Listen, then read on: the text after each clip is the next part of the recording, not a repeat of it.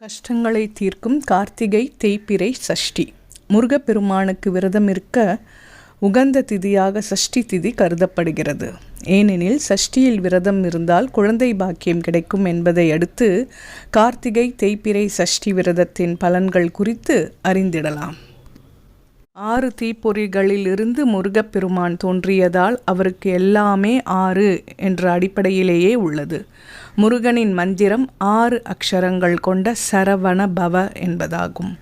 முருகனுக்குரிய சொந்த வீடுகளாக 6 படை வீடுகள் கருதப்படுகின்றன.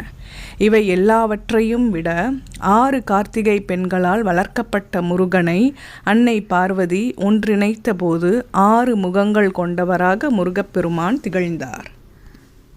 ஜாதக ரீதியாகவும் 6ஆம் இடம் கடன், விரோதம், சத்ரு போன்றவைகளை குறிக்கின்ற நிலையில் இவைகளையெல்லாம் ஒரு நொடியில் போக்குபவராக முருகன் திகழ்கின்றார்.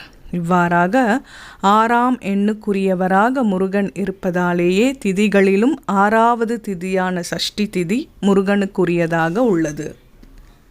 அதனால்தான் சஷ்டி திதி நாளில் முருகப்பெருமானை நினைத்து விரதம் இருந்து வணங்கிட அனைத்து நன்மைகளும் கிடைக்கும் என்று அருணகிரிநாதர் கூறுகின்றார். இன்றைய கார்த்திகை தேய்பிறை சஷ்டியன்று அதிகாலையிலேயே எழுந்து குளித்து வள்ளி தெய்வானையுடன் இருக்கும் முருகன் படத்திற்கு மனமுள்ள மலர்களை சாற்ற வேண்டும். நெய் அல்லது நல்லெண்ணெய் கொண்டு விளக்கேற்றி ஏதாவது இனிப்புகளை நைவேத்தியம் செய்திட வேண்டும். இந்நாளில் காலை முதல் மாலை வரை விரதமிருந்து கந்த சஷ்டி கவசம், சண்முக கவசம், திருப்புகழ் போன்ற பாடல்களை பாடி வணங்க வேண்டும். மாலையில் அருகில் இருக்கும் கோயிலுக்கு சென்று முருகப்பெருமானை வணங்கி வீடு திரும்பியதும் விரதத்தை முடிக்கலாம்.